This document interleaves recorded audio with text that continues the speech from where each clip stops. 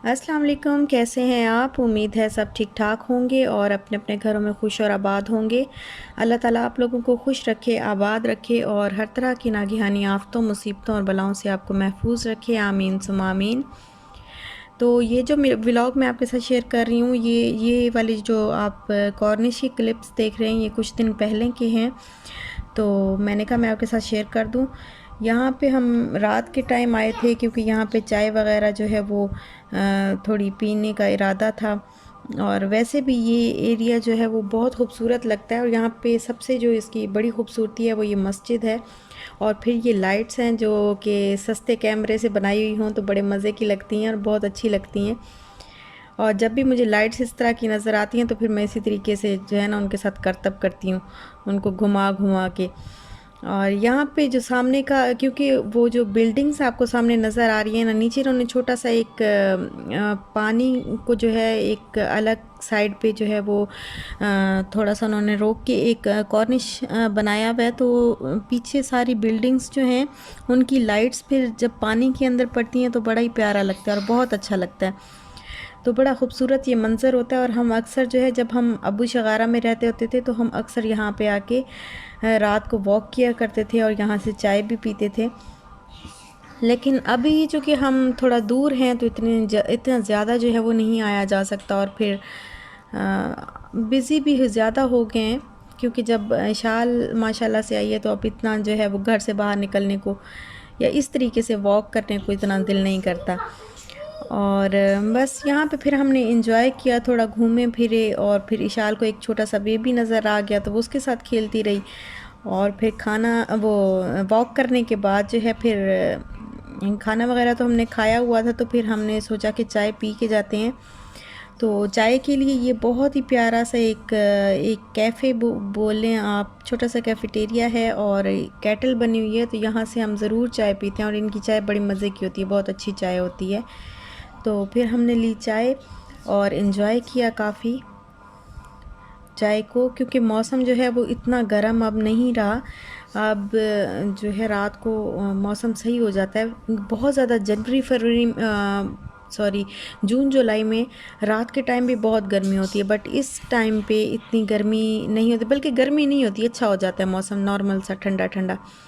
और फिर ये अगले दिन की सुबह है और हम लोग निकले थे नाश्ता करने के लिए। तो कबाब बिरयानी आए थे और यहाँ से फिर हमने हलवा पूरी खाई थी। तो बड़े मज़े की इनकी हलवा पूरी थी, अच्छी थी, काफ़ी अच्छी थी। बस चने मुझे कुछ इतने ख़ास नहीं लगे, लेकिन हलवा और पूरी जो है वो काफ़ी अच्छी थी। तो बस फिर नाश्ता किया हमने।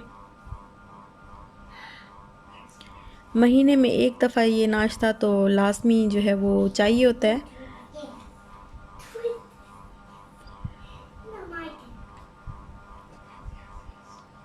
अच्छा, यहाँ पे ना मेरे नेल्स जो हैं वो काफ़ी बड़े हो गए, काफ़ी तो नहीं, बस ज़रा से जो है वो बड़े हो गए थे तो मैं कट करने लगी थी। मैंने सोचा मैं आपके साथ भी शेयर कर दूँ कि मैं जो नेल्स हैं वो इस तरीके से कट करती हूँ, इस्लामी तरीके से। ये जो तरीका है ये सुन्नत तरीका है, रसूल पाक सल्लल्लाहु अलैहि वसल्लम का तरीका है कि नेल्स को इस तरह कट किया जाए। तो मैं आपके साथ शेयर करती हूँ कि कैसे मैं करूँगी। सबसे पहले मैं इब्तिदा करूँगी शहादत की उंगली से और फिर सारी जो उसके साथ वाली बड़ी उंगली और फिर उस तरह जो है तरतीब से मैं काटती जाऊँगी।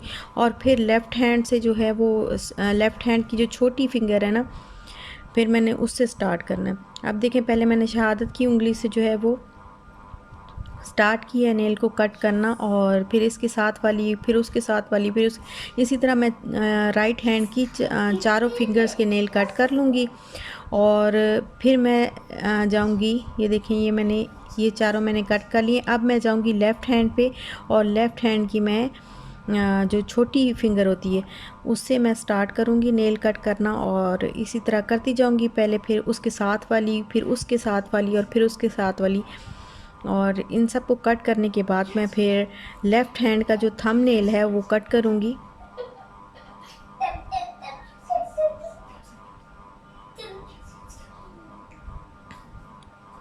ये देखें, ये मैंने चारों जो है वो कट कर लिए हैं। अब मैं थंबनेल कट करने लगी हूँ लेफ़्ट हैंड का और फिर राइट हैंड का थंबनेल जो है वो लास्ट पे कट करूँगी। तो ये सुन्नत तरीका है और इससे ये होता है कि आपके मैं हमेशा नेल्स इस तरीके से कट करती हूँ। जब जब मुझे जब तक पता नहीं था तो मैं कैसे भी करती थी, लेकिन अभी जब से मुझे पता चला था तो काफ़ी साल हो गए मैं इसी तरीके से कट करती हूँ। इसका ये होता है फ़ायदा, सबसे बड़ा फ़ायदा जो है वो ये होता है कि आपके जिस्म में जो बीमारियां होती हैं वो इस तरीके से कट करने से झड़ जाती हैं। और नेल्स को कभी भी दांतों से जो है वो नहीं बाइट करना चाहिए उसको, क्योंकि इस तरह कहा जाता है कि रिस्क में जो है वो कमी का बायस बनते हैं। और इनको फेंकना भी नहीं चाहिए नेल्स को, तो मैं इन सबको फिर इकट्ठा करके शॉपर में लपेट के तो गार्बेज में डाल देती हूँ। वैसे कहते तो हैं, सुना है कि ना इनको दबा देना चाहिए, इनको फेंकना भी नहीं चाहिए, लेकिन यहाँ पे हम अब दबा नहीं सकते तो मैं तो फिर गार्बेज में फेंक देती हूँ। और अब थोड़ा सा जो है मैं वो कर लूँगी, इसको अच्छा सा रगड़ लूँगी ताकि लेवल हो जाए ये।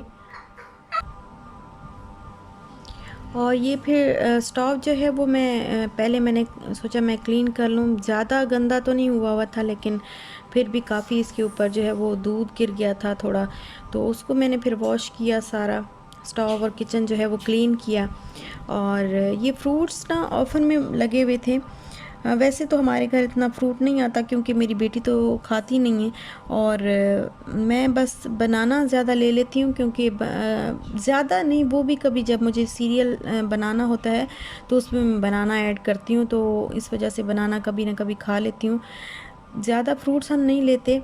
तो ये ऑफ़र में लगा हुआ था और ग्रेप्स भी ऑफ़र में थे और स्ट्रॉबेरीज़ भी, तो फिर हमने ये सारी चीज़ें ले ली।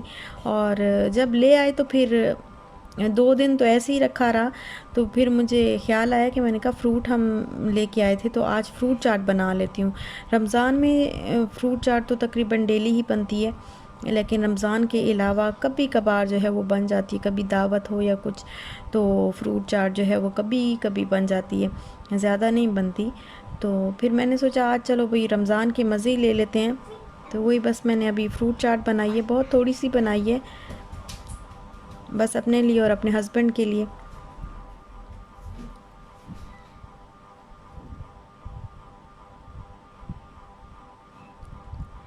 और ये है जी डिनर टाइम, तो मैं डिनर की तैयारी कर रही थी। तो आज मैंने बनाना है ज़ाफ़रानी दम कीमा, क्योंकि बहुत अच्छा लगता है मेरे हस्बैंड को भी, मुझे भी बहुत अच्छा लगता है। तो उसके लिए बस मैंने सबसे पहले ऑयल लिया है पैन में, और गार्लिक जो है वो पूरा एक पीस डाला है उसको कूट के, और एक मीडियम साइज़ का अनियन जो है वो चॉप करके, तो वो मैंने ऐड किया है। अब मैं इसको फ्राई कर लूँगी। और ये देखें हल्का सा ये जो है हल्का सा इसका कलर जो है वो पिंक होगा या हल्का सा ब्राउन होगा, तो फिर मैं मसाले इसके अंदर ऐड करने लगी हूँ। 1 टीस्पून मैंने रेड चिली इसमें ऐड की है, हाफ़ टी स्पून मैंने कोरिएंडर पाउडर ऐड किया है, और हाफ़ टी स्पून ही मैं इसमें टर्मेरिक पाउडर ऐड करूँगी। अच्छा, ये मीट मसाला मैं लेके आई थी, तो ये इसका काफ़ी अच्छा जो है वो जायका आता है, तो हाफ़ टी स्पून तकरीबन इसके अंदर मैं मीट मसाला जो है वो ऐड करने लगी हूँ। और ब्लैक पेपर ज़रूर ऐड करनी चाहिए खाने में, तो वो मैंने हाफ़ टी स्पून वो ऐड की है। सॉल्ट अपनी मर्ज़ी से, मैंने तकरीबन हाफ़ टी स्पून से थोड़ा सा ज़्यादा ऐड किया है। अच्छा, टमाटर मैं इसके अंदर फ्रेश जो है वो ऐड नहीं करने वाली, मैंने ये पेस्ट रखा हुआ था, तो पेस्ट से जो है वो बहुत अच्छा जायका आता है खाने का। तो मैंने काफ़ी दफ़ा जो है ये ट्राई करके देखा है पेस्ट। तो टमाटो पेस्ट मैं लेके आई थी, तो वो मैंने इसके अंदर ऐड किया है 2 से 3 टेबलस्पून के बराबर तकरीबन। और मसाले को मैं अच्छी तरह कर लूँगी फ्राई। अब मैं इसमें 2 से 3 टेबलस्पून जो है वो योगर्ट ऐड कर दूँगी।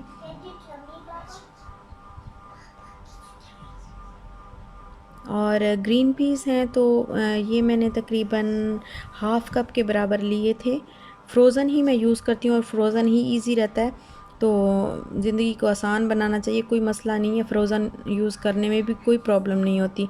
तो इस तरह मुझे बहुत सारे कमेंट्स आते हैं, आप फ्रोज़न चीज़ें, फ्रोज़न वेजिटेबल्स क्यों लेती हैं, तो इसमें कोई मसला नहीं है। फ्रोज़न भी फ्रेश ही, इतना फ्रेश से भी मेरा तो ख़्याल है कि अच्छे ही होते हैं। वैसे आपको महंगे भी पड़ते हैं, फ़्रेश बहुत महंगे पड़ते हैं, क्योंकि उनमें से कुछ खाली भी निकल आते हैं। तो कीमा भी मैंने साथ ही ऐड कर दिया, और अब इसको मैंने इसके ऊपर थोड़ा सा गरम मसाला और कसूरी मेथी मैंने डालनी है और उसके बाद मैंने थोड़ा सा पानी डाल के इसको ढक के पकाया। अब ये देखें, मैं गरम मसाला इसके अंदर मैंने ऐड किया है और कसूरी मेथी भी ऐड कर दी है और इसका मैंने पानी जो है वो अच्छी तरह ड्राई कर लिया है। कीमा जो है वो फ्राई हो चुका है और अब जो है ज़ाफ़रान मैंने तकरीबन 4 से 5 जो है इसकी वो लीव्स लेके इनको भिगो के रखा हुआ था और बस थोड़ा सा पानी था और थोड़े से पानी में मैंने भिगो के रखा था। तो अब बस वो मैं इसके अंदर ऐड कर दूँगी और थोड़ी देर इसको फ्राई करूँगी। और थोड़ा सा गरम मसाला जो है वो मैंने बाद में भी ऐड कर दिया है, मुझे ज़रा स्पाइसी स्पाइसी सा ज़्यादा अच्छा लगता है। तो अब गरम मसाला ऐड करने के बाद अब मैं दे दूँगी दम 10 मिनट के लिए और फिर ये हो जाएगा रेडी।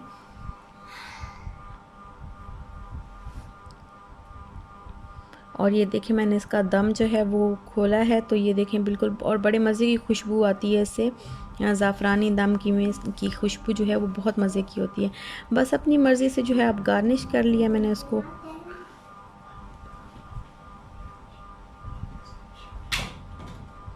और यहाँ पे हो रही है पैकिंग, क्योंकि हम लोग शिफ्ट कर रहे हैं। कुछ सामान जो है ये हमने कार्टन बना दिए हैं और ये कार्टन आज जा रहे हैं। और यहाँ पे देखें फ्रिज रखा हुआ था और फ्रिज के नीचे से ये सारा जो कचरा है वो निकला है। तो यहाँ पे फ्रिज था और दूसरी तरफ वॉशिंग मशीन थी। ये सारा सामान जो है ये चला गया है और कुछ सामान अभी रहता है। जितना हमारे नसीब में था इस घर में रहना, तो उतना हमने रह लिया। और अब काफ़ी सारा सामान जो है वो अभी बाकी है। ये भी पैक होना है, कुछ पैक करना है, कुछ हो गया है।